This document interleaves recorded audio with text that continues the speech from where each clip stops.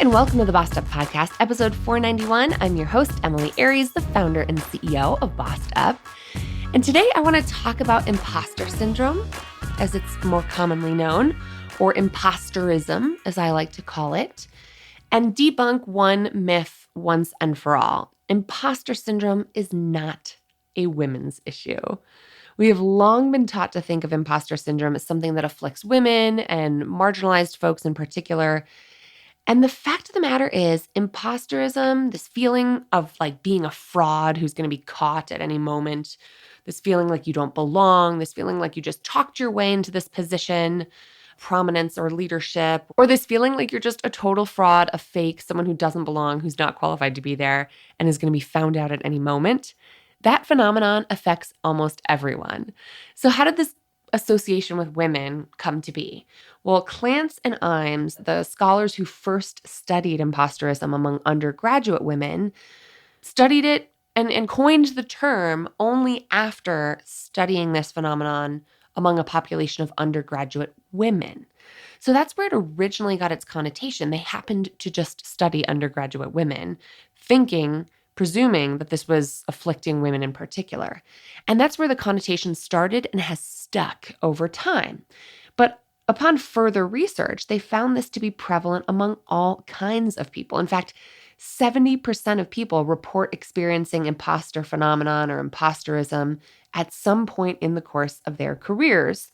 And while it may be especially prominent among people with marginalized identities, whether that be among identities like race, class, gender, sexual orientation, gender identity, you name it, like being othered in the workplace can certainly predispose you to feeling like an imposter, simply because feelings of not belonging are kind of part of imposter syndrome. That makes sense. But at the same time, it's not like men or white men don't experience these things. And so I want to debunk this as a women's issue and broaden this to a really normal experience of someone who's stretching outside of their comfort zone.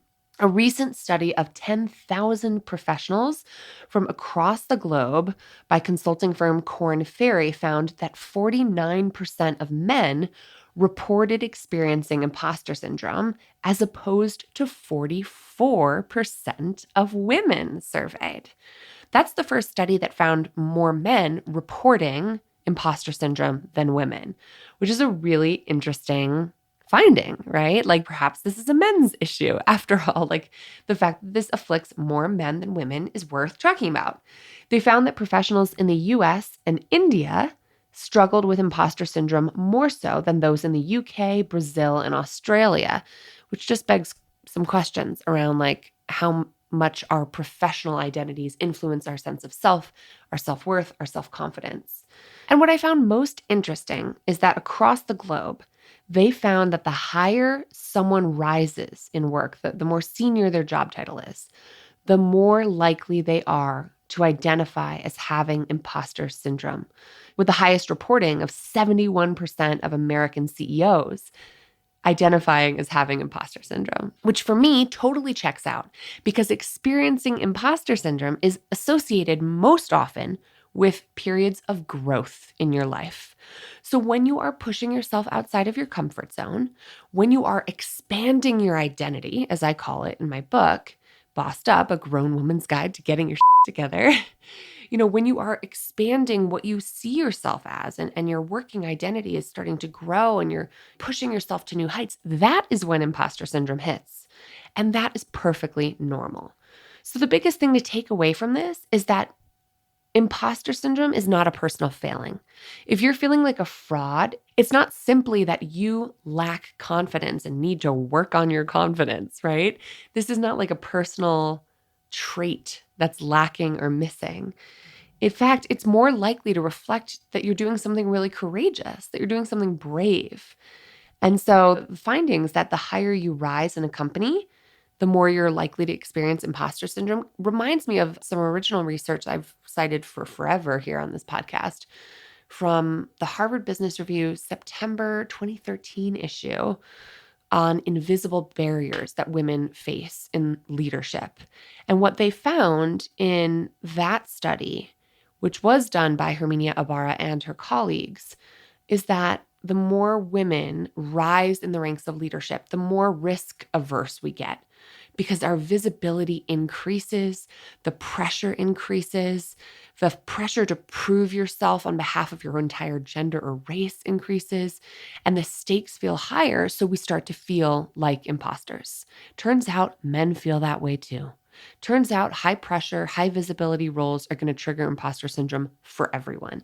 And I think that's a really important evolution for the conversation that we've had as a society around what imposterism is or what imposter syndrome is.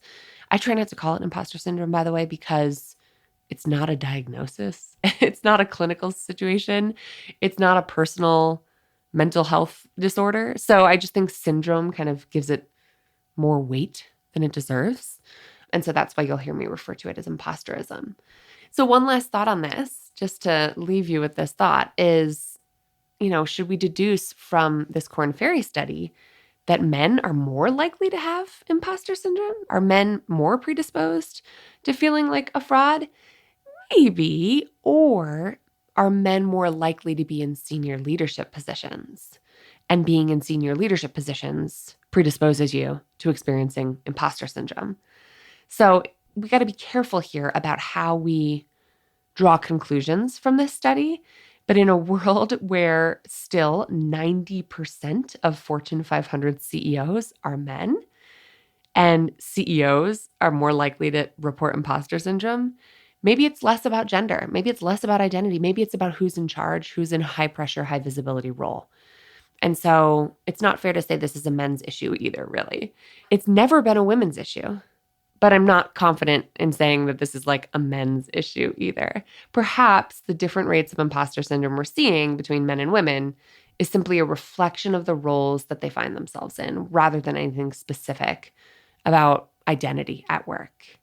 So help me spread the gospel on this, would you? I think imposter syndrome conversations are so commonly had in women's ERGs. I mean, I give a lot of workshops and talks to women's employee resource groups about imposter syndrome because it feels so relevant and prevalent for many of us.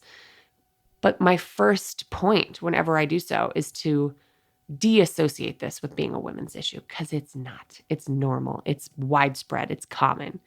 Share this episode far and wide to help me debunk this myth.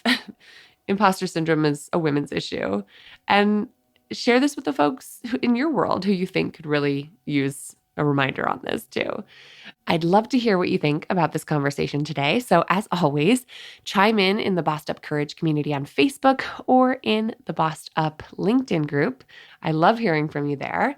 And if you want to really develop your confidence further, your leadership identity further, be sure to check out Level Up, our 6-month leadership accelerator for women leaders on the rise. It's all about growing your skills as a manager, growing your confidence as a leader, and it's especially great for those of you who are positioning yourself for a promotion in the months and years ahead. Until next time, let's keep bossing in pursuit of our purpose, and together, let's lift as we climb.